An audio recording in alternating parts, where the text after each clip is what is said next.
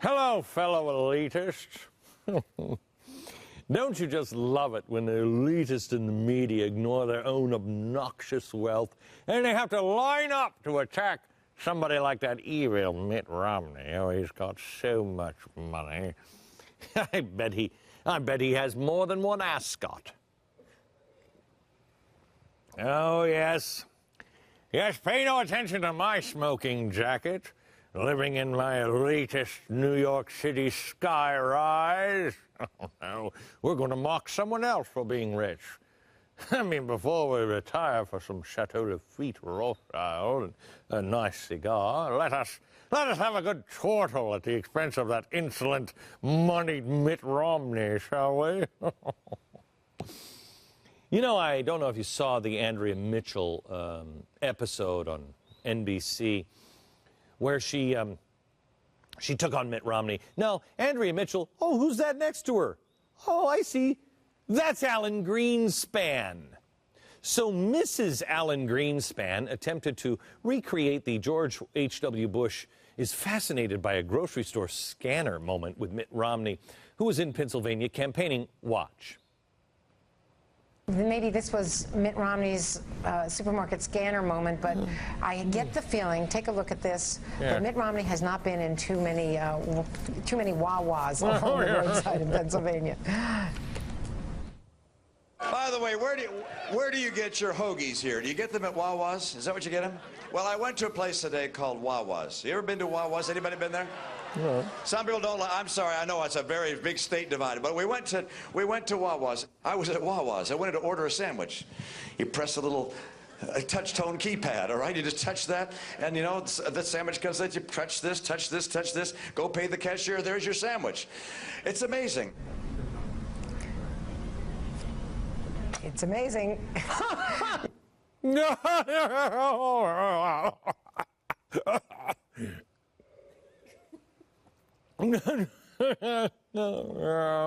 I chortle and chortle and chortle over that one.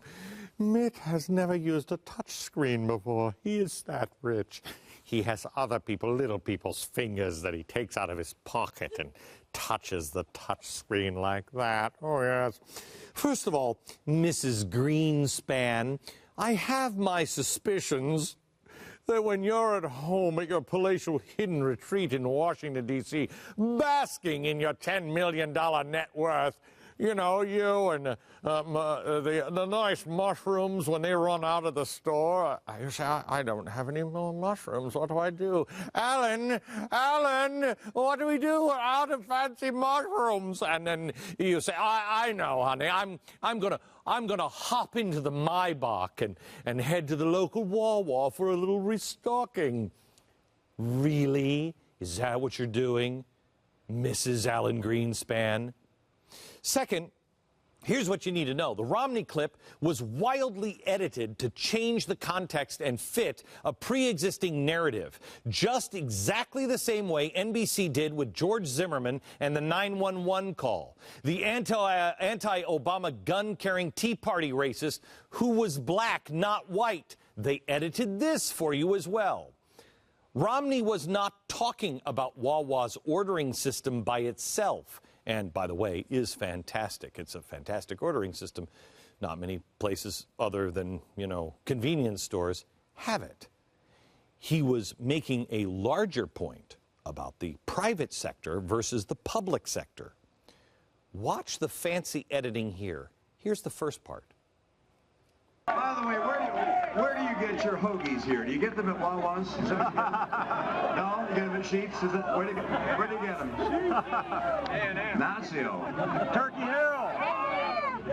The delis. All right, you get them at the delis. Is that what you're saying?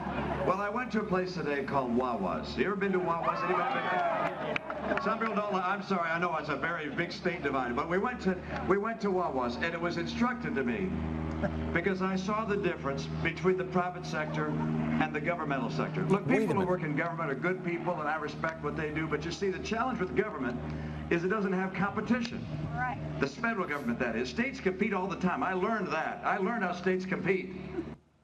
That's why he was asking, who goes to Wawa? Have you ever been there? What one do you go to? Competition. You're starting to get the idea. From here, he spoke for about 1 minute and 40 seconds, telling a story about a doctor he met who had to do 33 pages of paperwork and wait months just to change his address. That's it. Months it took. They edited all of that out over at NBC. Now here's the end of it. Watch this. That's how government works. Then I was at Wawa's. I went to order a sandwich. You press the little touch-tone keypad, all right? You just touch that, and you know, that sandwich comes in, you touch this, touch this, touch this, go pay the cashier, there's your sandwich. It's amazing. People in the private sector have learned how to compete. It's time to bring some competition to the federal government. Totally different in context. Let me tell you something. That's why GBTV is bringing some competition to the fat cats in New York at the networks. And by the way, you networks and all you Hollywood elites, you might want to look into your own gold-plated mirrors before mocking others. David Letterman routinely mocks Romney for being rich, yet he himself, oh, is that your house? A house worth he's worth $400 million. He lives in a palatial mansion. Jon Stewart keeps joking about Mitt Romney. He's saying Mitt Romney makes $57,000 every day. According to reports, Jon Stewart only earns $41,000 a day. He's worth an estimated $80 million and is actually on pace to be richer than Mitt Romney. He owns 3 mansions, and 2 of them are literally next door to each other. Why? Well, because John is doing renovations on one house and he needed a place to stay while it's being done. Hello? Hello, Mr. I'm with the little people, Jon Stewart, Pip, Pip, and all the rest. I don't care if you're rich. God bless you if you're rich. I don't care if you're poor. I don't care if you're middle income. I don't care. You want to buy 5 houses? Buy 5 houses. Want to buy no houses? You want to be that lady in Germany who's never spent a dime in 16 years, hasn't used cash? Fine. I don't care. You want to buy the entire street? Good. It's your money. Here's what people miss in the media. How much does David Letterman's success make for CBS? How much does the Letterman show actually do for the city of New York, and its tourism? How about the advertisers on the local stations that make money because he gets ratings? How about the people who advertise on that show, who then people go out and buy those products? How many jobs? Same thing with Jon Stewart. Jon Stewart needs a small army of people to write his 20 minutes of comedy. I know you work so hard, John. I feel so bad for you. We used to hold success up in America. Now we hold up $350 shoes for people who can't afford them.